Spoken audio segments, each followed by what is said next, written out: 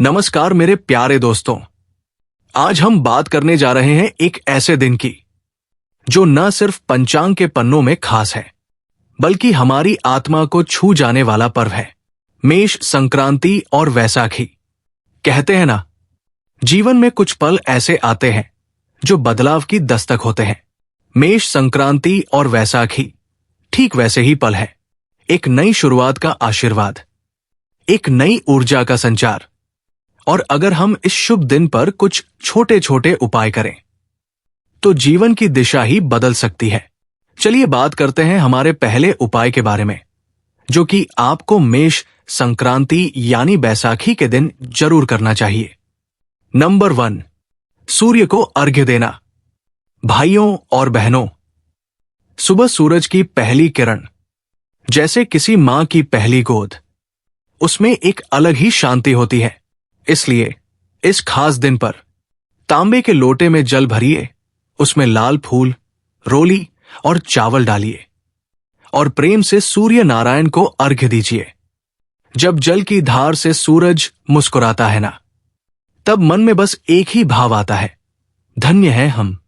मंत्र बोलिए, घृणी सूर्याय नमः, और महसूस करिए जैसे हर चिंता धुलती जा रही हो। नंबर 2, दान बांटिए और देखिए कैसे भरता है आपका जीवन। दोस्तों, मेष संक्रांति और वैसाखी हमें सिखाते हैं कि जो मिला है वो अकेले के लिए नहीं है। अगर थोड़ा सा गेहूं, गुड़, लाल वस्त्र या तांबे का दान किसी जरूरतमंद को दे दे तो वो दुआएं आपके जीवन को रोशनी से भर सकती है। जिसके पास कुछ नहीं, उसे कुछ देना, वो सबसे बड़ी पूजा है। ये दिन है देने का, सच्चे मन से, बिना दिखावे के, बिना अपेक्षा के। नंबर 3, सूर्य मंत्र जाप भीतर की शक्ति को जगाइए। क्या आपने कभी ध्यान दिया है, जब आप कुछ बोलते हैं तो वो शब्द आपकी आत्मा को छूते हैं? सूर्य मंत्र भी वैसा ही है। घृणी सूर्याय नमः।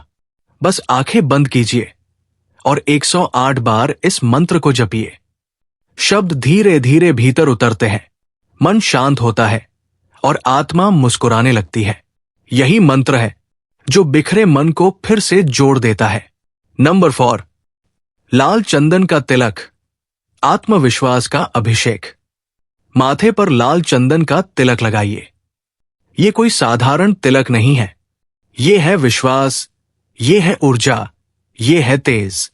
हर सुबह जब आप ये तिलक लगाएं तो खुद से कहिए, मैं सक्षम हूं, मैं शांत हूं, मैं समर्थ हूं। यकीन मानिए, दुनिया भी फिर आपको वैसे ही देखेगी। नंबर 5, मिठास बांटिए और वो लौटेगी 100 गुना बढ़कर। मां जब गुड़चना का प्रसाद बनाती है तो उसमें सिर्फ स्वाद नहीं होता, उसमें होता है आशीर्वाद। इस दिन घर पर प्रसाद बनाइए, खीर, लड्डू, हलवा, और उन्हें अपने आसपास बांटिए। बच्चों को, गाय को, मंदिर में। वो एक छोटी सी थाली किसी के चेहरे पर मुस्कान लाएगी और आपके जीवन में बरसेगी करुणा और कृपा। नंबर 6, गौ सेवा, जहां भगवान साक्षात निवास करते हैं। गाय को रोटी में गुड़ डालकर प्रेम से खिलाइए। अगर मौका मिले तो किसी गौशाला में भोजन कराइए। गाय को खाना देना जैसे भगवान को अपनी थाली से पहला निवाला देना। जो गौ माता की सेवा करता है वो कभी दुखी नहीं रहता। नंबर 7, बड़ों का आशीर्वाद, सबसे बड़ा उपाय।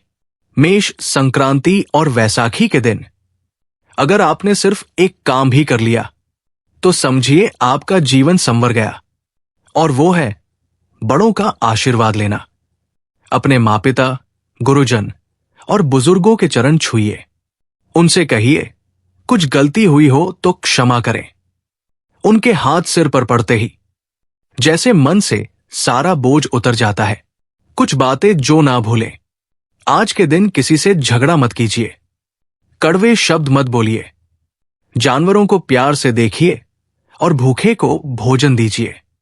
और हां, अपने भीतर के बच्चे को जिंदा रखिए, क्योंकि यही दिन है फिर से जीने का।